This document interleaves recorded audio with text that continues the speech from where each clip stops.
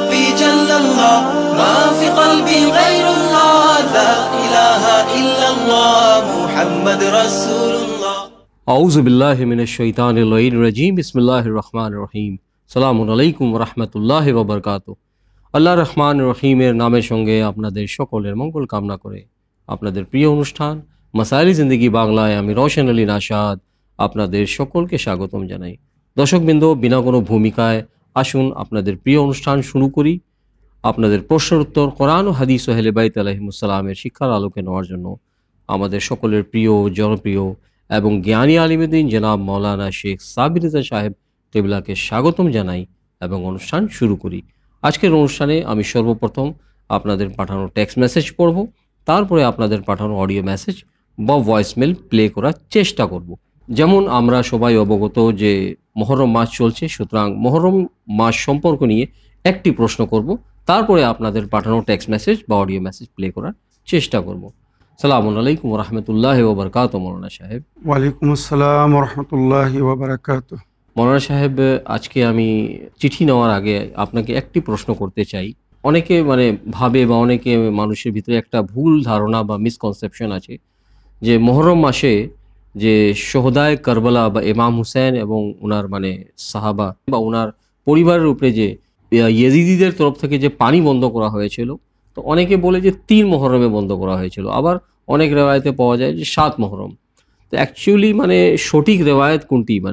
7 মহরমে পানি বন্ধ করা হয়েছিল নাকি 3 মহরমে পানি বন্ধ করা হয়েছিল? এবং সঙ্গে আমি জানতে চাই যে এই যে পানিটা বন্ধ করা হয়েছিল, এই পানি বন্ধ করার কারণটি কি ছিল? জাযাকাল্লাহ রওশন ভাই, খুব সুন্দর প্রশ্ন করেছেন। আসসালামু আলাইকুম ওয়া রাহমাতুল্লাহি ওয়া বারাকাতুহু। আমার সমস্ত দর্শকবৃন্দদেরকে আমি আমার তরফ থেকে, রওশন ভাইয়ের তরফ থেকে পবিত্র মহরম মাস উপলক্ষে কারবালার শহীদদের শাহাদাত উপলক্ষে আন্তরিক সহানুভূতি ও সম্বেদনা জানাই এবং আপনাদের সঙ্গে সঙ্গে যুগের ইমামের খেদমতে তাজিয়াত পেশ করছি। আশুরার দিন খুব নিকটে এসে গেছে।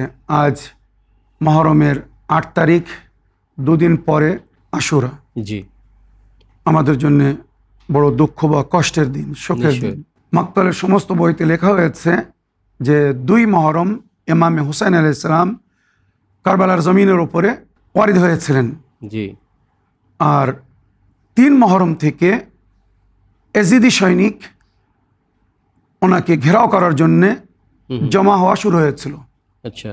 2 মহরমে ইমামে হুসাইন আলাইহিস সালাম যখন কারবালার জমিনে নামেন, তো উনি সুন্দর এবং সুবিধার জায়গা দেখে ফুরাত নদীর ধারে বা নাহরে আলকামা যাকে বলা হয়, নাহরে আলকামার ধারে উনি খায়মা লাগিয়েছিলেন যাতে পানির অসুবিধা না হতে পারে। কিন্তু যখন 3 তারিখে এজিদি সৈনিক আসা শুরু হলো, তো ইতিহাসে লেখা হয়েছে তারা প্রথম পর্যায়ে 10,000 সৈনিক আসে।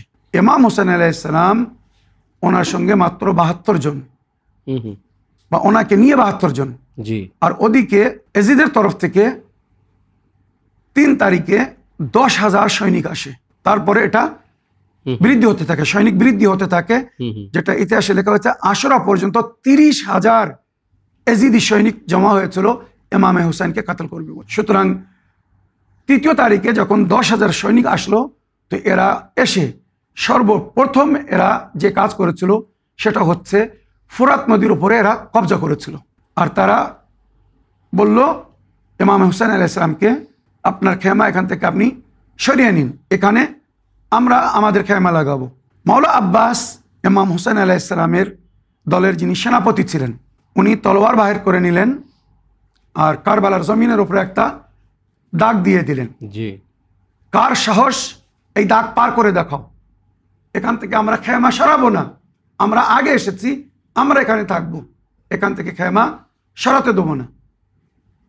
মাওলা আব্বাসকে যখন ইমাম হোসেন গজবের অবস্থায় দেখলেন, উনি বললেন, আমার ভাই আব্বাস, আমরা কিন্তু এখানে লড়াই করতে আসিনি, আমরা লড়াই চাই না, আমরা শান্তি চাই। যদিও আমাদেরকে মজবুরিতে লড়তে হয়, তো আমরা আগমন করব না, আমাদের তরফ থেকে লড়াইয়ের কোনো শুরুয়াত হবে না, কেননা এটা মহরম মাস, আর শরিয়াতে 4টি মাসে যুদ্ধ বিরাম রাখতে বলা হয়েছে, জি জি, যেটাকে হুরমাতের মাস বলা হয়। জিকাত, জিলহিজ, মহরম এবং রজব। তো মহরম মাসে যুদ্ধ আরম্ভ করা শরিয়াতে হারাম ছিল। যদি তারা আরম্ভ করে আর আমাদেরকে মজবুর করে, তখন আমাকে কোরআন অনুমতি দিয়েছে, আল্লাহ অনুমতি দিয়েছে, যদি কেউ এই মাসে তোমাদের উপরে জুলুম করে তো তোমরা সেলফ ডিফেন্স বা নিজেদের রক্ষার স্বার্থে, নিজেদের আত্মসম্মানকে বজায় রাখার জন্যে, নিজেদের জমিন বজায় রাখার জন্যে, বা যে উদ্দেশ্য নিয়ে যুদ্ধ হয় বা লড়াই হয় সেটাকে বজায় রাখার জন্যে তখন তোমরা তাদের উপরে আক্রমণ করতে পারো যারা আগমন করেছে, তোমাদের উপরে আক্রমণ করেছে। সুতরাং ইমাম হোসেন আলাইহিস সালাম মাওলা আব্বাসকে মানা করলেন, কিন্তু আব্বাস আলাইহিস সালাম বড় জালালাতে ছিলেন, কেননা ওনাকে ওনার পিতা এই কারবালার জন্যই আল্লাহর কাছে চেয়েছিলেন। এর আগে যখন মদিনায় ইমামে হাসান আলাইহিস সালামের জানাজার উপরে তীর মারা হয়েছিল, মাওলা আব্বাস তলোয়ার বাইর করে নিয়েছিলেন। ওখানে ইমাম হোসেন বলেছিলেন, আয় আব্বাস, এখনো কারবালা আসেনি, এবার তো কারবালা এসে গেছে, ইমাম হোসেন কি বলবেন? তাই সঙ্গে সঙ্গে বিবি জাইনাবকে বললেন, আয় বোন জাইনাব, তুমি আব্বাসকে বলো, আব্বাস এখন বড় রাগে, তুমি বললে আব্বাস এখান থেকে খেমা তুলে নেবে। সুতরাং বিবি জাইনাব বললেন, আয় ভাই আব্বাস, আকা হুসাইনের এই হুকুম, এখান থেকে আমরা খেমা সরিয়ে নেব, যাতে তাদের সঙ্গে আমাদের কোনো প্রকারের এখন যেন লড়াই না হয়, ঝগড়া না হয়। আমরা পানি নিয়ে লড়াই করতে চাই না, আমাদের উদ্দেশ্য কিন্তু অন্য, আমরা দিন রক্ষার সাথে এসেছি, পানির জন্য না। যখন এজিদি সৈনিকরা ওখান থেকে খেমা সরাতে বাধ্য করলো, তো মাওলা আব্বাস ওখান থেকে খেমা সরিয়ে একটু দূরে নিয়ে চলে গিয়েছিলেন। এবারে এজিদি সৈনিকরা কি করলো?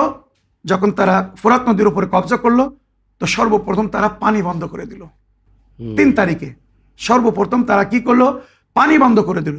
এবারে আপনার প্রশ্ন ছিল যে পানি কেন বন্ধ করা হয়েছিল? জি জি, তো এর কারণ ছিল যে তারা ভাবছিল যে আমরা যখন পানি বন্ধ করে দেব, পানাহার বন্ধ করে দেব, হোসেন এবং হোসেনের সাথীরা, ইমাম হোসেন এবং ওনার সাথীরা ক্ষুধায় পিপাসায় কাতর হয়ে আমাদের কাছে আসবে, পানির দাবি করবে, তখন আমরা বলবো আগে এজিদের বায়াত করো, তারপরে পানি দেব।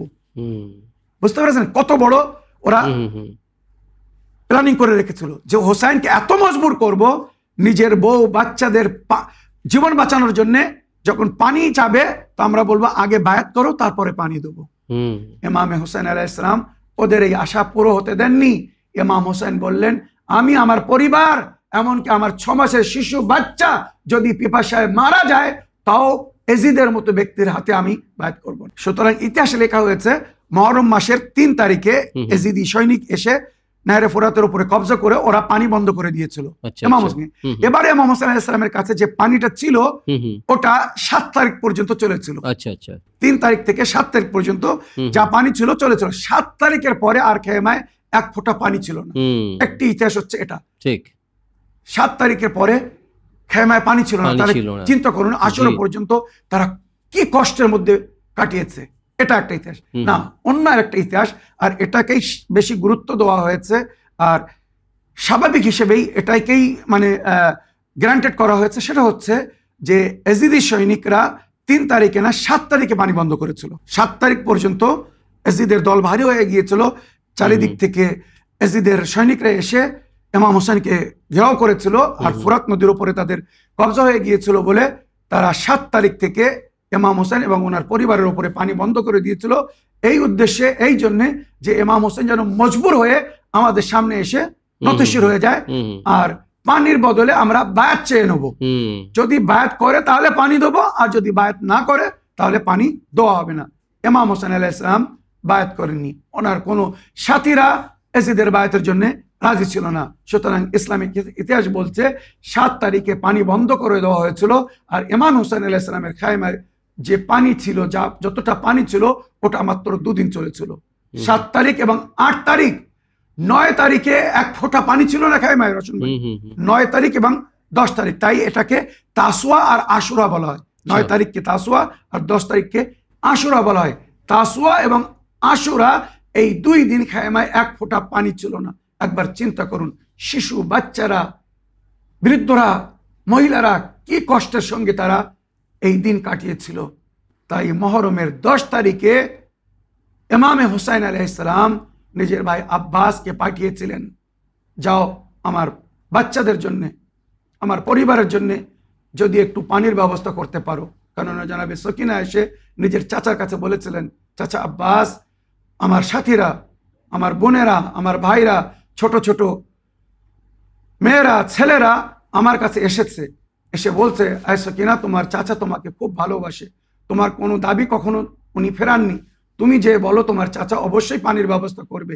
তাই জানাবে সকিনা কুজা এনে বা মশক এনে নিজের চাচাকে দিয়েছিলেন, চাচা জানা আমাদের জন্য একটু পানির ব্যবস্থা করো। কিন্তু হায় আফসোস, মাওলা আব্বাস ইমাম হোসেন আলাইহিস সালামের কাছ থেকে অনুমতি নিয়ে ফোরাত নদীতে পানি আনতে গিয়েছিলেন, কিন্তু উনি আর ফিরে আসেননি। ওনার 2 হাত কেটে দেওয়া হয়েছিল। মশকে যখন তীর মেরে ছিদ্র করে দেওয়া হলো, উনি পানি নিয়ে ফিরে আসছিলেন। যখন মশককে তীর মেরে ছিদ্র করে দেওয়া হলো, সমস্ত পানি ভেসে গেল, পড়ে গেল, তখন মাওলা আব্বাসের আশা ফুরিয়ে গেল। তারপরে যখন তীর মারা হলো, মাওলা আব্বাস ঘোড়ার উপর থেকে জমিনের উপরে পড়ে গেছিলেন, আর তারপরে ওখান থেকেই দুনিয়া থেকে বিদায় নিয়েছিলেন।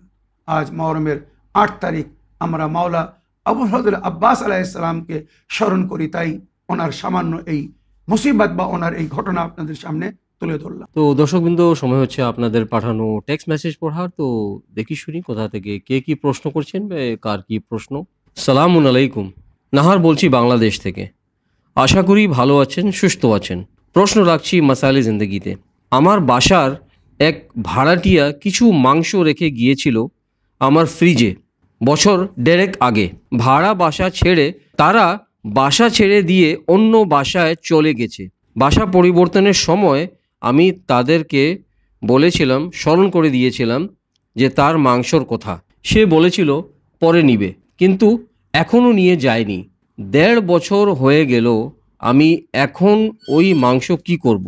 সেই ভাড়াটিয়ার ছেলেকে মাঝে রাস্তায় দেখা হলো, তাকেও বলেছিলাম, কিন্তু কোনো ফিডব্যাক পাইনি। আমার এখন কি করা উচিত জানাবেন প্লিজ, ধন্যবাদ। ওয়ালাইকুম আসসালাম ওয়া রাহমাতুল্লাহি ওয়া বারাকাতুহু। প্রশ্নের মাধ্যমে মাসাইলে জিন্দেগি বাংলা অনুষ্ঠানকে সহযোগিতা করার জন্য আমি আপনার ধন্যবাদ জানাই।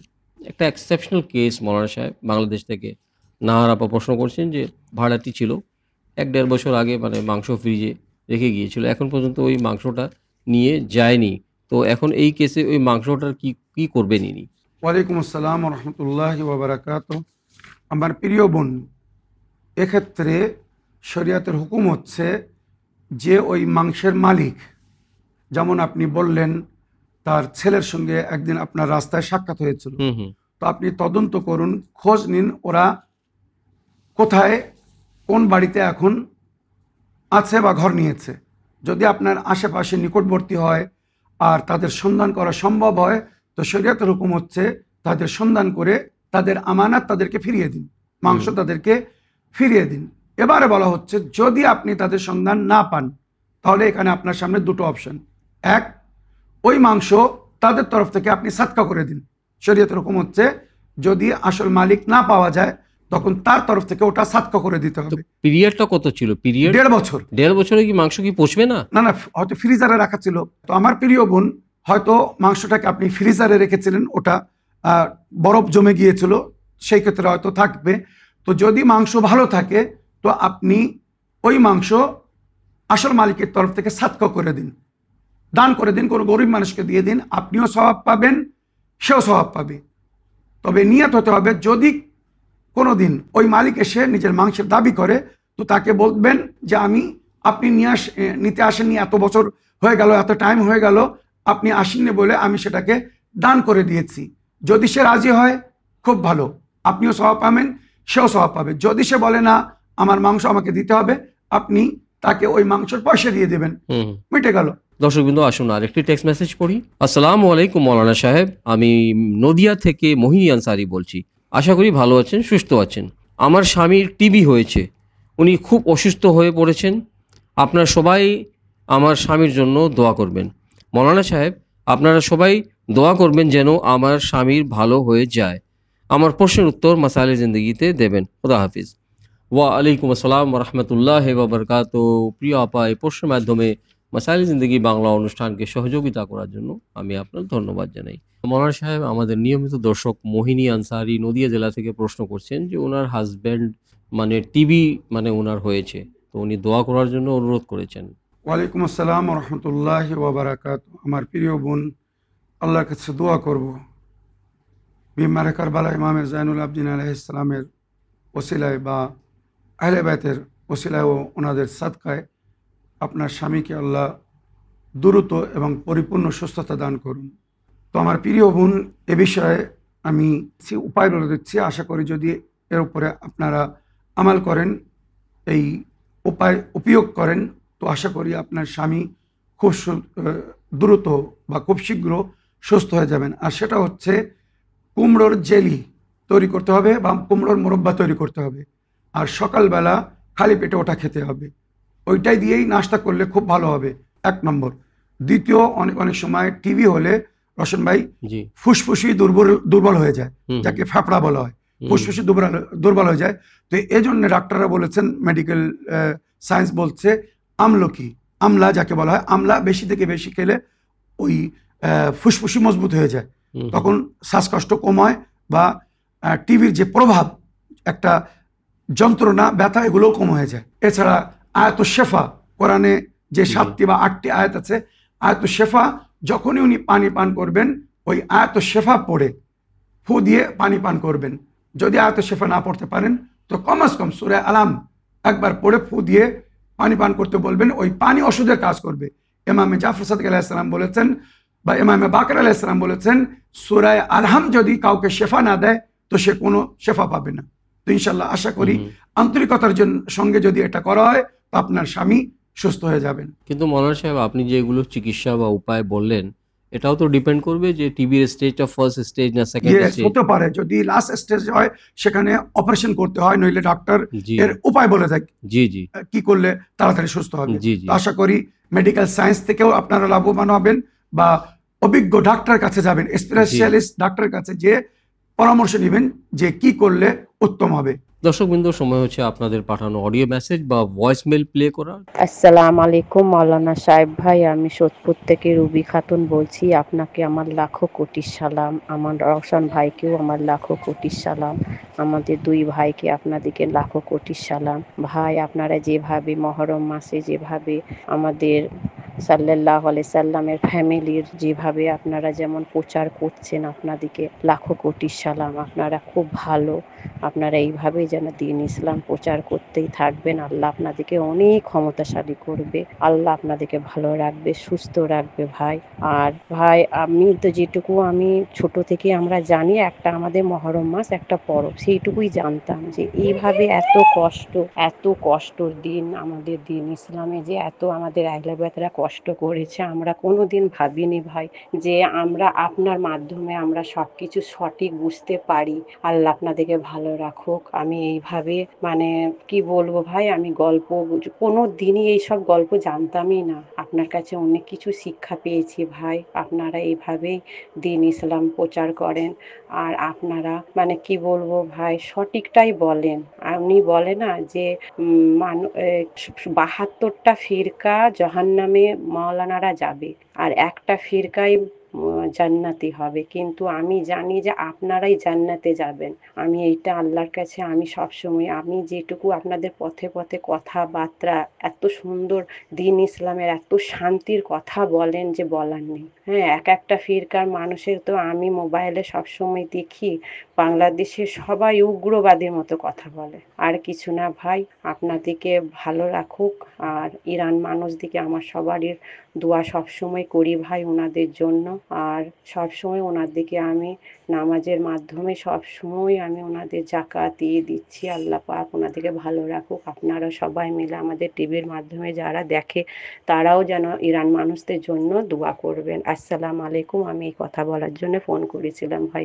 আসসালামু আলাইকুম, আপনি ভালো থাকবেন, আপনারা 2 ভাই আমাদের ভালো থাকবেন। ওয়া আলাইকুম আসসালাম ওয়া রাহমাতুল্লাহি ওয়া বারাকাতুহু। আপনার ফিডব্যাক এবং সাজেশনের মাধ্যমে মাসাইলে জিন্দেগি বাংলা অনুষ্ঠানকে সহযোগিতা করার জন্য এবং আপনার দোয়ায় স্মরণে রাখার জন্য অন্তর থেকে আমি আপনার ধন্যবাদ জানাই। আমাদের নিয়মিত দর্শক রুবি খাতুন, তো উনি অ্যাকচুয়ালি ভালো কথা বলছেন যে অ্যাকচুয়াল মানে এমনি তো আমাদের মানে অনুষ্ঠান সারা পৃথিবীতে স্যাটেলাইট চ্যানেলের মাধ্যমে প্রসারিত করা হয়। আলহামদুলিল্লাহ। জি, কিন্তু আপনার অনুষ্ঠান গত বলা যায় যে ৭-৮ বছর ধরে আপনি যে প্রথম অনুষ্ঠান শুরু করেছিলেন ইসলামিক বাংলা, তখন থেকে নিয়ে আজ পর্যন্ত মানে স্পেশালি বেঙ্গলি স্পিকিং এরিয়াস যেমন বাংলাদেশ, ত্রিপুরা, আসাম, ওয়েস্ট বেঙ্গল আরও কিছু জায়গায় যেখানে মানে বাংলাভাষী মানুষরা মানে বসবাস করেন, তাদের সকলের উপরে আপনার শিক্ষার এবং তালিমের অনেক প্রভাব পড়েছে। শুকরিল্লাহ রসুল ঠিক ভাই, আছে? আলহামদুলিল্লাহ। জি, প্রমাণ হচ্ছে মানে এই যে আপার মানে অডিওটা। জি, ওয়ালাইকুম আসসালাম রহমতুল্লাহি ওয়া বারাকাতুহু। আমার প্রিয় আপা, আপনার এত সুন্দর ফিডব্যাক দেওয়ার জন্য আপনাকে অসংখ্য ধন্যবাদ জানাই। আপনাদের মতো দর্শকবৃন্দরা আমাদের অনুষ্ঠান দেখে শুনে বুঝে নিজেরা আমাল করছে, আবার অন্যদেরকেও বলছে। রসুল জি, ভাই, জি, জি। আমি অন্তর থেকে কৃতজ্ঞ জ্ঞাপন করি। এটাই আমি আপনাদের কাছে গুরুদক্ষিণা রূপে দাবি করছি বা চাই। জি। আশা করি আপনারা সবাই আমাদেরকে দোয়ায় স্মরণে রাখবেন।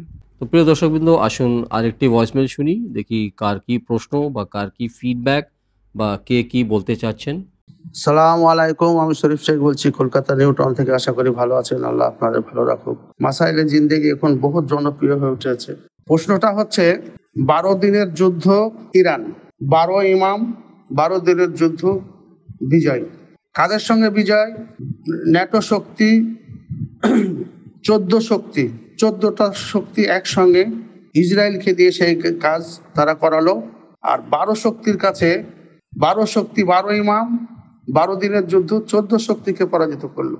একটা জায়গায় যুদ্ধের পরে শুক্রবার আসে, সেই শুক্রবারে একটা জায়গায় দোয়া হলো না। ছি ছি ছি ছি ছি ছি ছি। ওরে মুসলমান, 1988 সালে সাদ্দাম হোসেনের সঙ্গে যখন যুদ্ধ হয়েছিল, পাড়ায় ঘরে ঘরে সারা বিশ্ব জুড়ে সাদ্দামের জন্য দোয়া হয়েছিল। পরে দেখা যাচ্ছে সেই সাদ্দাম অবৈধ সন্তান, সাদ্দাম অনেক অন্যায়কারী। আমরা তখন জানতাম না, বুঝতাম না, এখন সেই ইতিহাস বেরিয়ে আসছে। আর যে ইরান আজ 40-45 বছর ধরে ইসলামের পথ দেখাচ্ছে, ইরান কিছু করলেই মুসলিম গর্ব করে, আর সেই ইরানের জন্য দোয়া করার জন্য সময় হলো না, সেই ইরানের জন্য আলোচনা করার জন্য সময় হলো না। সি সি সি সি সি, ঘৃণা ঘৃণা ঘৃণা ঘৃণা। আমার কথা হলো এটাই যে যারা আমাদের সাথ দিল না, তাদের জন্য কোনো আলোচনা না করাই অতি উত্তম, আর তাদের সঙ্গ না দেওয়াই অতি উত্তম। আসসালামু আলাইকুম রহমতুল্লাহ বারকাতুহু। ওয়ালাইকুম আসসালাম রহমতুল্লাহ ওবরকাত। প্রিয় শরীফ ভাই, আপনার এই ফিডব্যাকের মাধ্যমে মাসাইল জিন্দেগি বাংলা অনুষ্ঠানকে সহযোগিতা করার জন্য ধন্যবাদ জানাই। অ্যাকচুয়ালি আমার শরীফ ভাই মানে বলা যায় যে মনের আবেগ, বেদনা, উনি বেদনা বয়ান জি, করেছেন জি, খুব জি, জি। সুন্দরভাবে। ওয়ালাইকুম আসসালাম রহমতুল্লাহি ওয়া বারাকাতুহু। আমার প্রিয় শরীফ ভাই, আমি অন্তর থেকে আপনাকে ধন্যবাদ জানাই। আপনি সব সময় সত্য কথা বলেন, হুম, অপরিয় সত্য কথা। হয়তো কিছু মুসলমানদের আপনার কথা ভালো লাগবে না, কিন্তু আপনি যেটা বলেছেন ওটাই বাস্তব। দুনিয়া এখন দেখছে, বুঝছে যে আহলে বায়তের সঙ্গে যে অন্যায় হয়েছিল, আর সেই সময় যে মুসলমানেরা চুপ ছিল, তারা কারা ছিল। ঠিক ঠিক। আজ তারা নিজে চোখে দেখছে ফিলিস্তিনের উপরে, গাজার মুসলমানদের উপরে যে অন্যায়, অবিচার, জুলুম হয়েছে, তাদের শেষ করে ফেলেছে। হুম হুম। কোনো মুসলমান দেশ তাদের সাথ দিন, কোনো প্রকারের মদত করেনি। শুধু মদত করেছে হোসাইনি মুসলমানেরা, আহলে বাইতের চায়নাওয়ালারা তাদের পাশে দাঁড়িয়েছে, পানাহার দিয়েছে, সমস্ত প্রকারের মদত করেছে, আর আজ তাদের হয়ে তারা লড়াই করছে। দর্শকবৃন্দ, আসুন আরেকটি ভয়েসমেল শুনি, দেখি কার কি প্রশ্ন। আসসালামু আলাইকুম আল্লাহ সাহেব, আশা করি আপনি আল্লাহর রহমতে ভালো আছেন, সুস্থ আছেন। ভালো থাকুন, সুস্থ থাকুন। আমি সালমা খাতুন, বর্ধমান জেলা থেকে। মনার সাহেব, আমার বুবু খুব অসুস্থ। সে জন্মগত প্রতিবন্ধী। 10 বছরের বাচ্চাদের মতো তার চেহারা, অথচ তার বয়স 27 বছর। আজ থেকে 2 বছর ধরে মাথা যন্ত্রণা হচ্ছে। অনেক ডাক্তার দেখানোর পর শেষ পর্যন্ত ধরা গেল আর মাথার মধ্যে রক্ত জমা হয়ে আছে, আর মগজের মধ্যে যেই শিরাগুলো থাকে সেই শিরাগুলো ফুলে গেছে। আপনার কাছে আমার অনুরোধ মৌলানা সাহেব, আপনি কোনো দোয়া বলে দিবেন যাতে করে আমার বুবু আগের মতো সুস্থ হতে পারে। আজ পর্যন্ত যে কোনো সমস্যার কথা আপনাকে বলেছি, তার সমাধানও পেয়েছি। একটু তাড়াতাড়ি বলবেন মৌলানা সাহেব। মাসাইল জিন্দিগিতে আমি এই প্রশ্নটা রাখছি। আমি জানি মহরম মাস আসার কারণে কোনো প্রশ্ন আর নেওয়া হবে না। এই যন্ত্রণায় ছটফট করছে আমার বুবু মৌলানা সাহেব। বাড়িতে অনেক কান্নাকাটা, বুবু আর উঠতে পারছে না বিছানা থেকে। দয়া করে কোনো দোয়া বলে দিবেন মৌলানা সাহেব। আপনি ভালো থাকবেন, সুস্থ থাকবেন।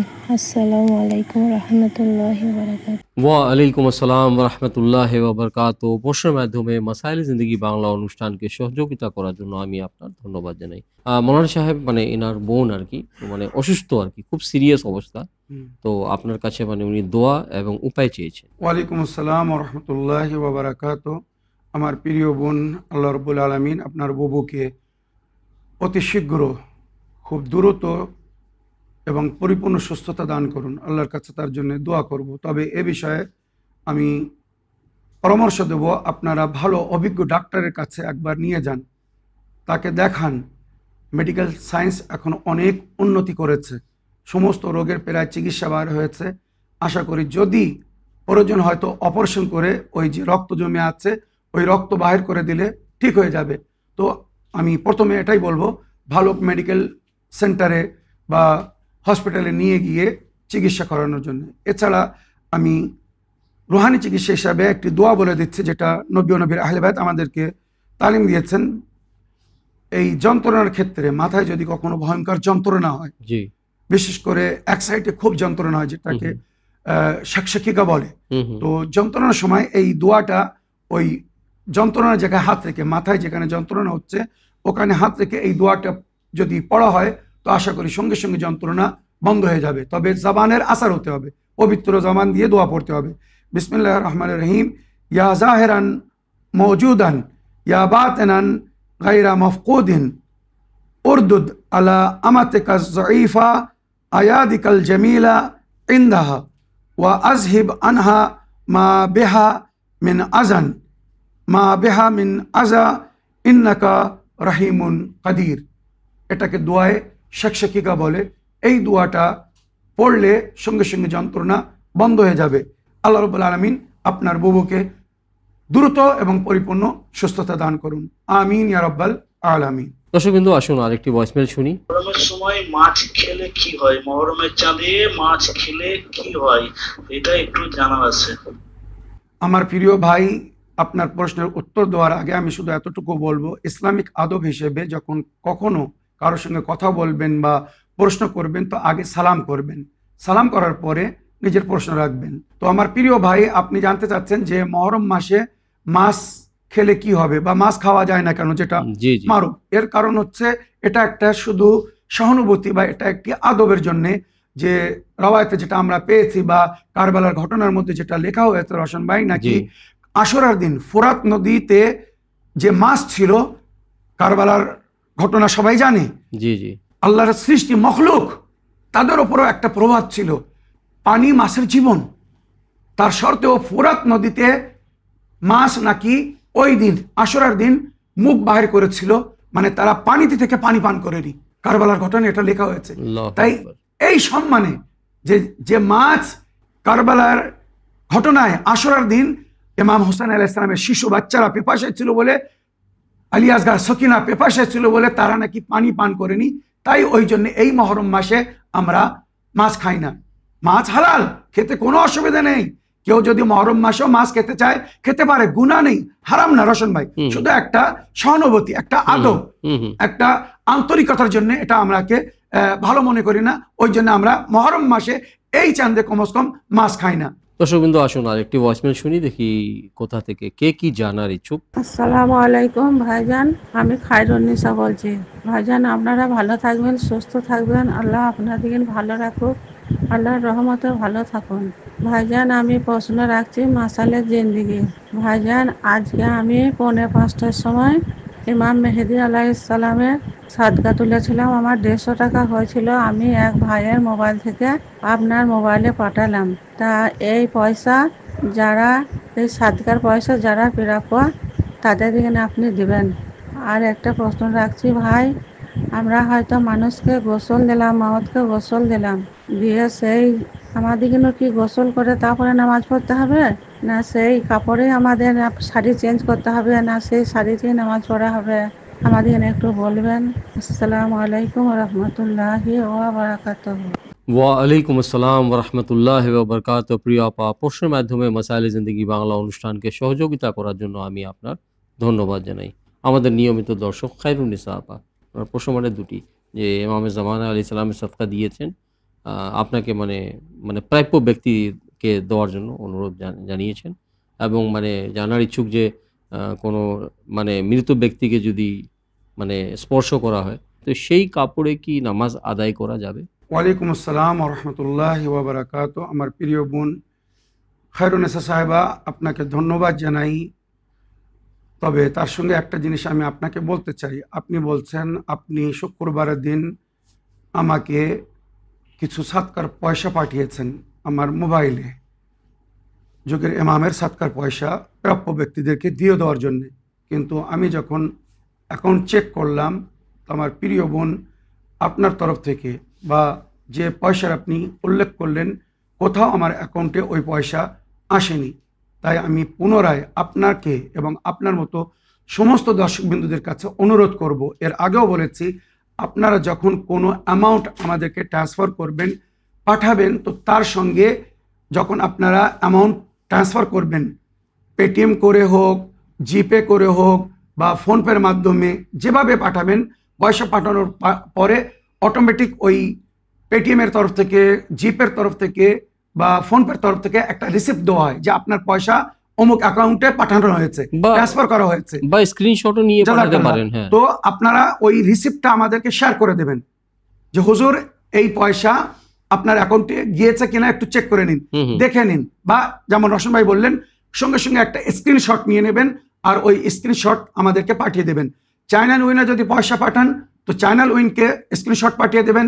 যদি সরাসরি আমাকে পাঠান তো আমার অ্যাকাউন্টে পয়সা পাঠানোর পরে একটা স্ক্রিনশট নিয়ে আমার মোবাইলে পাঠিয়ে দেবেন যে হুজুর এটা চেক করে নিন আপনার অ্যাকাউন্টে এই পয়সা ঢুকেছে কিনা।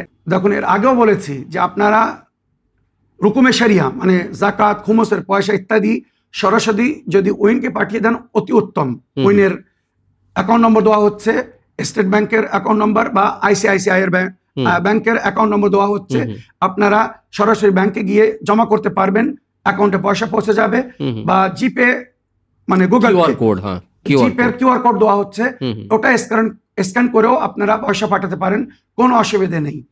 তবে যেটা এর আগেও বলেছি, যদি কোনো কারণে অনেক সময় সাইবার প্রবলেম হয়, অ্যাকাউন্টের অসুবিধা হয়, তো যদি ওখানে স্ক্যান না হয়, যদি কোনো প্রকারের অসুবিধা হয়, সেক্ষেত্রে আমার যে ব্যক্তিগত কিউআর কোড দেওয়া হচ্ছে, 3টি কিউআর কোড দেওয়া হচ্ছে। একটি পেটিএম কিউআর কোড, অন্য আরেকটি জিপে কিউআর কোড, আর অন্য আরেকটি ফোনপে কিউআর কোড। তো এই 3টার কোনো একটা আপনারা স্ক্যান করে এখানে আপনাদের ডোনেশন বলুন, জাকাত বলুন, খুমস বলুন, বা যদি কোনো বিশেষ প্রাপ্য ব্যক্তিকে সাদকা দিয়ে মদত করতে চান, তো ওগুলো এখানে ট্রান্সফার করার পরে অনুরোধ করতে বলছি, হাত জোড় করে বলছি, এটা কিন্তু আমানত, আমানতে খেয়ানত করা শরিয়াতে জায়েজ না। তাই ওখানে লিখে দেবেন যে এই পয়সাটা কোন পয়সা আর কি জন্যে, তাহলে আমি সময়ের মধ্যে ওই পয়সাটা প্রাপ্য স্থানে পৌঁছে দেবো, যাতে কাল কিয়ামতে আমার গলার উপরে না আসে বা আমি ধরা না পড়ি। আমার প্রিয় বোন, আরো একবার বলছি, আপনার কোনো পয়সা আমার অ্যাকাউন্টে আসেনি, আপনি যাকে দিয়েছিলেন তার কাছে যান আর তাকে বলুন এই স্ক্রিনশট বা রিসিপ্ট শেয়ার করতে, কোন নম্বরে কোন অ্যাকাউন্টে পয়সাটা পাঠিয়েছে, কবে পাঠিয়েছে এটা অবশ্যই চ্যানেল উইনের যে হোয়াটসঅ্যাপ নম্বর দেওয়া হচ্ছে ওখানে আপনি শেয়ার করতে পারেন যে হুজুর এই নম্বরে বা এই কিউআর কোড স্ক্যান করে আমি পয়সা পাঠিয়েছি। আর আমার প্রিয় বোন, আপনার দ্বিতীয় প্রশ্ন ছিল যদি কোনো মৃত মহিলাকে আপনি গোসল দেন তো ওই কাপড়ে আপনি নামাজ পড়তে পারবেন কিনা, বা গোসল না করে আপনি নামাজ পড়তে পারবেন কিনা। তো শরীয়তের হুকুম হচ্ছে কোনো নারী বা পুরুষ মারা গেলে তার শরীর ঠান্ডা হয়ে যাওয়ার পরে যদি কেউ তাকে সরাসরি তার শরীরকে স্পর্শ করে তো তাকে গোসলে মাসে মাইয়াত করতে হবে। গোসলে মাসে মাইয়াত ওয়াজিব, ফরজ গোসল। যদি এই গোসল না করেন তো আপনি কোনো ইবাদত করতে পারবেন না, মনে রাখবেন, নামাজ পড়তে পারবেন না। আর যে পোশাক পরেছিলেন ওই পোশাককেও পরিবর্তন করতে হবে, কারণ গোসল দিতে গেলে পানি লাগে, ছিটা পড়ে, তো ওই পোশাকও পরিবর্তন করে আপনাকে নামাজ পড়তে হবে। তবে গোসল দেওয়ার পরে যদি কেউ মাইয়াতকে স্পর্শ করে সেক্ষেত্রে তার উপরে গোসল ফরজ না, গোসল করার কোনো প্রয়োজন নেই। দর্শকবৃন্দ, আসুন অনুষ্ঠানের শেষ অডিও মেসেজ বা ভয়েসমেল প্লে করি, দেখি কার কি প্রশ্ন বা কোথা থেকে কে কি জানার ইচ্ছুক। আসসালামু আলাইকুম ভাইজান, আমি খায়রুন্নিসা বলছি পূর্ব বর্ধমান থেকে। ভাইজান আপনারা ভালো থাকবেন, সুস্থ থাকবেন, আল্লাহ রাব্বুল আলামিন আপনাদেরকে ভালো রাখুক। আল্লাহর রহমতে আপনারা ভালো থাকুন। আপনারা না ভালো থাকলে এই কিছু এত শিখতে পারতাম না। ভাইজান আমি আজকে বেলা 8টায় আমি সেই খুমুস করব বলেছিলাম, সেই খুমুসের পয়সাটা এক ভাইয়ের মোবাইল থেকে আপনার ফোন পেতে দিলাম। আপনি পেয়েছেন নাকি সেটা একটু বলবেন। এখন তো মহরমের টেলিকাস্ট হবে, তাইলে আমি ওই সপ্তাহে বা কালকে তো শুক্রবার সামনে, যদি পারেন তা বলবেন প্রশ্নটা। আমি এক ভাইয়ের মোবাইল থেকে আমি খুমুসের পয়সাটা পাঠাইলাম। আলহামদুলিল্লাহ আজ আমি শান্তি পেলাম খুমুসটা করতে পেরে। আমি এই কদিন খুব ছুটাছুটি করছি ওই ভাইয়ের লাগাল পেছি না। ওই ভাই ধান মাপার ব্যবসা করে, তা ওই ভাইয়ের নাম জব্বার আলী। ওই জব্বার আলী ভাই আমার যে চাচাইতো ভাই, ওনার ভাই থেকে ভাইয়ের ফোন থেকে ছাড়লাম। ভাইজান ওইটা পেলে আপনারা বলবেন, তাহলে আমি জানবো যে পেয়েছেন। আসসালামু আলাইকুম ওয়া রাহমাতুল্লাহি ওয়া বারাকাতুহু। আমি এই প্রশ্ন মাসালে জিন্দিগিতে রাখলাম। ওয়ালাইকুম আসসালাম ওরহমতুল্লাহ বরকাত। প্রিয় আপা, প্রশ্নের মাধ্যমে মাসাইলে জিন্দেগি বাংলা অনুষ্ঠানকে সহযোগিতা করার জন্য আমি আপনার ধন্যবাদ জানাই। ওয়ালাইকুম আসসালাম রহমতুল্লাহ ওয়া বারাকাতু। আমার প্রিয় বোন, এর আগে আপনার অডিও শুনে আমি বিস্তারিত বলেছি, আশা করি আপনি বুঝতে পেরেছেন। আপনি যে এই খুমুসের পয়সাটা পাঠিয়েছেন, আপনি সরাসরি আমার অ্যাকাউন্টে পাঠিয়েছেন না চ্যানেল উইনের অ্যাকাউন্টে পাঠিয়েছেন? যদি আমাকে পাঠিয়ে থাকেন তো তার একটা রিসিপ্ট পাঠান, রিসিপ্ট স্ক্রিনশট করে পাঠিয়ে দিন যে হুজুর এই পয়সাটা এই তারিখে এই ডেটে এই সময় আপনার অ্যাকাউন্টে পাঠিয়েছি। যদি চ্যানেল উইনকে পাঠিয়ে থাকেন তো চ্যানেল উইনকে একটা স্ক্রিনশট বা রিসিপ্ট পাঠিয়ে দিন যে হুজুর এই তারিখে এই সময় এই অ্যাকাউন্ট থেকে এই পয়সাটা পাঠানো হয়েছে।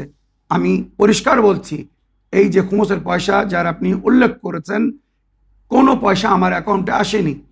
চ্যানেল উইনকেও আমি জিজ্ঞাসা করলাম, তারাও বলছে তাদের অ্যাকাউন্টেও কোনো পয়সা আসেনি। তাহলে এবার প্রশ্ন হচ্ছে পয়সাটা গেল কোথায়?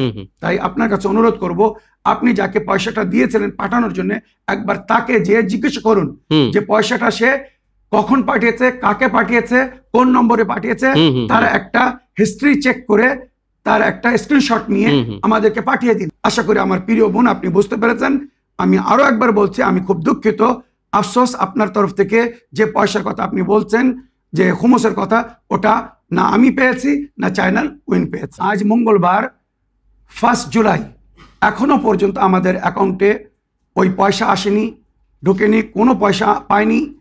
আগামী শুক্রবার পর্যন্ত যদি আমরা আপনার এই অ্যামাউন্ট পাই আপনাদেরকে বা আপনাকে আগামী শুক্রবার ইনশাল্লাহ আমরা জানিয়ে দেবো, অবগত করব। মৌলানা সাহেব, ধন্যবাদ জানাই আপনার সকল দর্শক বিন্দুদের তরফ থেকে এবং চ্যানেল উইনের তরফের থেকে, যে আপনার এই মহরম মাস চলছে, আপনি অনেক ব্যস্ত, জায়গায় জায়গায় আপনার মানে দায়িত্ব আছে মজলিস পড়ার জন্য। জি জি। তো তথাপিও আপনি আমাদের সকল দর্শক বিন্দুদের মানে অনুরোধে আপনার সোলো অনুষ্ঠানে আপনি প্রশ্ন নেওয়া বন্ধ করেছেন, তথাপিও আপনার এতটুকু লাগাও, এতটুকু আন্তরিকতা আছে যে আপনি কষ্ট করে হলেও অনুষ্ঠানে এসে আমাদের সকল ভাই বোনদের প্রশ্নের উত্তর কোরআন ও হাদিস ও আহলে বাইত আলাইহিমুসসালামের শিক্ষার আলোকে দেওয়ার জন্য আমি আপনার অন্তর থেকে ধন্যবাদ জানাই। অবশ্যই রওশন ভাই, আপনাকে ধন্যবাদ জানাই। আপনি এত সুন্দরভাবে অনুষ্ঠানকে জারি রেখে আছেন, সাথ দিচ্ছেন, সবাই পছন্দ করছে, খুব সুন্দরভাবে আমাদের অনুষ্ঠান চলছে। আমার দর্শকবৃন্দুদের কাছে আমি অনুরোধ করব আপনারা আমাদের জন্য দোয়া করবেন।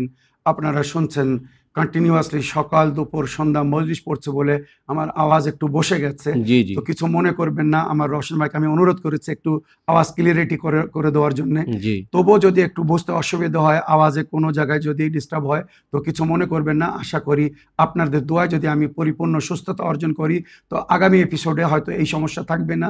তো ইনশাআল্লাহ আগামী অনুষ্ঠানে আপনাদের সকলের সঙ্গে আবার সাক্ষাৎ হবে নতুন নতুন প্রশ্ন নিয়ে, নতুন নতুন মাসলা মাসাইল নিয়ে। তো এই বলে আজকের অনুষ্ঠান শেষ করার জন্য আপনাদের সকলের কাছে অনুমতি চাই, শুকরিয়া ও ধন্যবাদ। সালামুন আলাইকুম ওয়া রাহমাতুল্লাহি ওয়া বারাকাতুহু। حسبي ربي جل الله ما في قلبي غير الله لا إله إلا الله محمد رسول الله